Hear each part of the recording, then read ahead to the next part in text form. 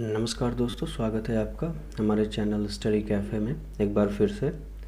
और आज हम देखने जा रहे हैं भारतीय संविधान की ऐतिहासिक पृष्ठभूमि एवं इसके विकास के तहत रेगुलेटिंग और चार्टर एक्ट्स की श्रृंखला में इसके अगला वीडियो जो है चार्टर अधिनियम 1833 और फिर चार्टर अधिनियम 1853 को देखेंगे। अभी तक भारतीय संवैधानिक विकास के चरण में हमने ईस्ट इंडिया कंपनी के शासन के अंतर्गत regulating act 1773, Pitt's India act 1784, charter अधिनियम 1793, चार्टर अधिनियम 1813 कवर कर लिया है पिछले वीडियो में। अब हम आज चार्टर अधिनियम 1833 और चार्टर अधिनियम 1853 पर नज़र डालेंगे। चलिए शुरू करते हैं। भारत में पारित हुए चार्टर अधिनियमों की श्रृंखला में अभी तक हमने देखा कि 4 अधिनियम जो है मुख्य रूप से पारित किए जा चुके थे और जिनमें काफ़ी बदलाव आया था। अब यह अधिनियम काफ़ी महत्वपूर्ण हो जाता है क्योंकि इसमें कुछ बड़े बदलाव हुए। जैसे कि हम देख सकते हैं कि यहाँ लिखा गया है केंद्रीकरण की दिशा में निर्णायक अधिनियम था यह। जी हाँ, विधि सदस्य के रूप में गवर्नर जनरल की परिषद में चौथा सदस्य शामिल किया गया और लॉर्ड मैकाले इसके पहले सदस्य बने विधि सदस्य। हम देखते हैं कि अब बंगाल का गवर्नर जनरल भारत का गवर्नर जनरल हो गया। जी हाँ, यह भी एक बड़ा बदलाव था और भारत के पहले गवर्नर जनरल बनने का सौभाग्य लॉर्ड विलियम बेंटिक को प्राप्त हुआ, जिन्हें भारत का प्रथम गवर्नर जनरल कहा जाता है। अब इन्हें आयोग गठित करने का प्राधिकार भी मिल चुका था। अब इस अधिनियम द्वारा पहली बार ब्रिटिश कब्जे वाले संपूर्ण भारतीय क्षेत्र पर नियंत्रण हो गया। जी हाँ, अब जितने भी ब्रिटिश के प्रांत थे भारत में, मुख्यतः बम्बई, मद्रास, कलकत्ता, इन सारी जगहों पर ब्रिटिश कब्जे वाले जो संपूर्ण भारतीय क्षेत्र था, अब यहाँ पर इस अधिनियम द्वारा इनका नियंत्रण हो गया। हम देखते हैं कि मद्रास और बम्बई के जो गवर्नर हैं उन्हें विधायिका के अधिकार से वंचित कर दिया गया। जी हाँ, इसीलिए ऊपर लिखा है कि केंद्रीयकरण की दिशा में निर्णायक अधिनियम था, क्योंकि अब उनके पास विधायिका संबंधी अधिकार नहीं रह गए। वो कोई भी नियम या कानून बना नहीं सकते थे, पारित नहीं कर सकते थे अपने क्षेत्रों के लिए।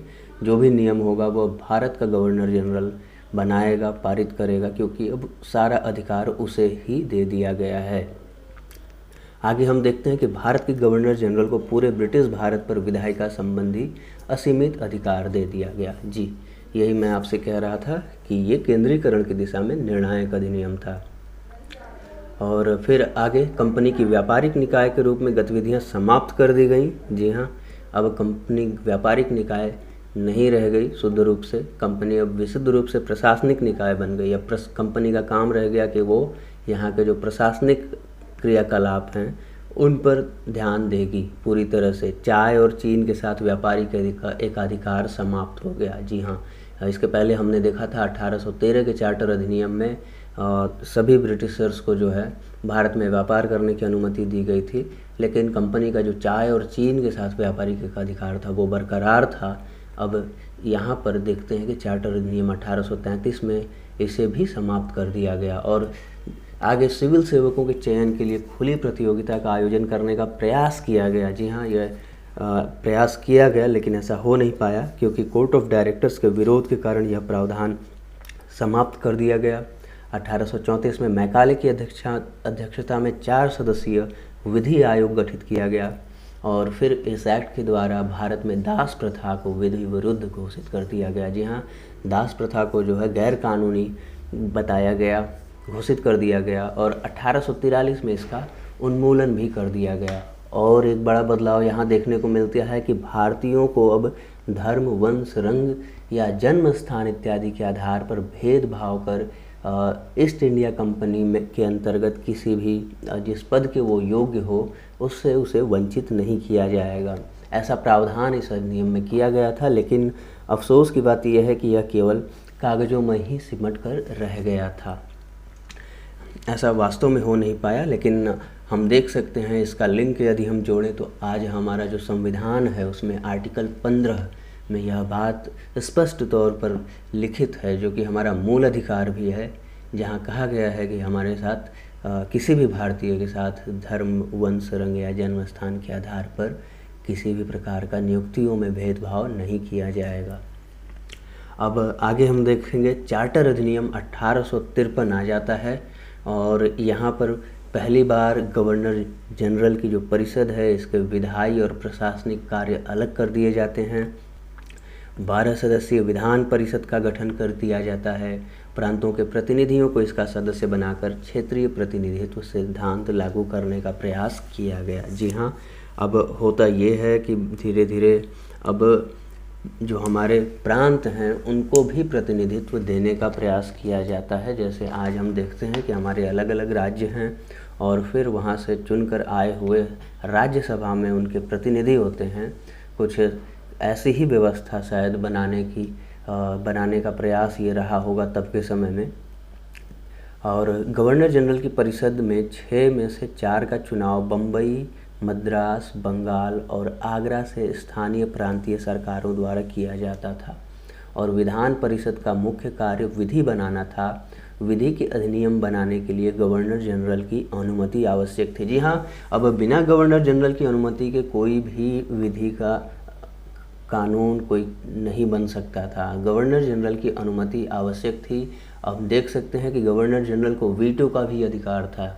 जी हाँ, अगर वो चाहे तो सारे लोग जिस कानून का समर्थन कर रहे हैं वो अगर उस पर सहमति ना दे तो वो कानून नहीं बन सकता था। ये बहुत ही महत्वपूर्ण शक्ति है जो आज हम अपने राष्ट्रपति के पास देखते हैं कि उन्हें भी वीटो का अधिकार है। अगर किसी कानून को जैसे वो स्वयं समझते हो कि हाँ ये आवश्यक नहीं है या ये जो है विधि विरुद्ध हो सकता है, लोगों के पक्ष में नहीं है, तो ऐसे कानूनों के लिए वो वीटो का अधिकार प्रयोग कर सकते हैं आज।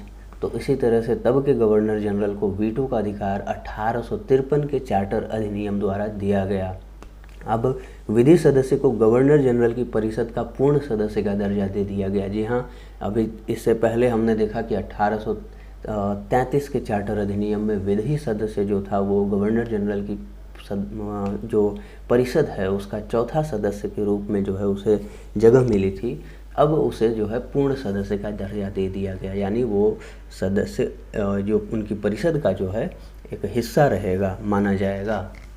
आगे अब सिविल सेवकों की भर्ती हेतु खुली प्रतियोगिता का शुभारंभ किया गया। जी हाँ, इसके पहले हमने देखा कि 1833 में एक प्रयास किया गया था खुली प्रतियोगिता के लिए सिविल सेवकों की भर्ती हेतु, लेकिन तब कोर्ट ऑफ डायरेक्टर्स के विरोध के कारण वह फैसला जो है स्थगित कर दिया गया था। लेकिन फिर से पुनः 1853 में सिविल सेवकों की भर्ती हेतु खुली प्रतियोगिता का शुभारंभ किया गया और 1854 में मैकाले की अध्यक्षता में सिविल सेवा के संबंध में एक समिति भी नियुक्त की गई। जी हाँ, चलिए आज के वीडियो में इतना ही। काफ़ी छोटा वीडियो है। आशा करते हैं कि आपको काफ़ी कुछ नया जानने, सुनने, समझने को मिला होगा। अगर आपको अच्छा लगता है तो आप इसको ज़रूर लाइक करिए, शेयर करिए और जैसा भी आपको लगे मुझे कमेंट बॉक्स में ज़रूर बताने का प्रयास करिए। अब आगे हम अपने अगले वीडियो में भारत के संवैधानिक विकास के तहत अभी तक हमने ईस्ट इंडिया कंपनी के शासन के अंतर्गत रेगुलेटिंग एक्ट्स और चार्टर अधिनियमों की श्रृंखला में 1773 से लेकर के 1853 तक का सफ़र तय कर लिया है।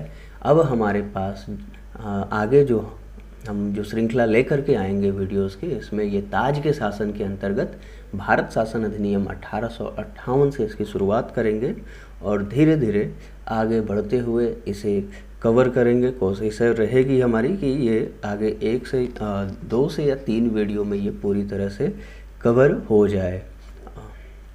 चलिए फ़िलहाल आज के वीडियो में इतना ही।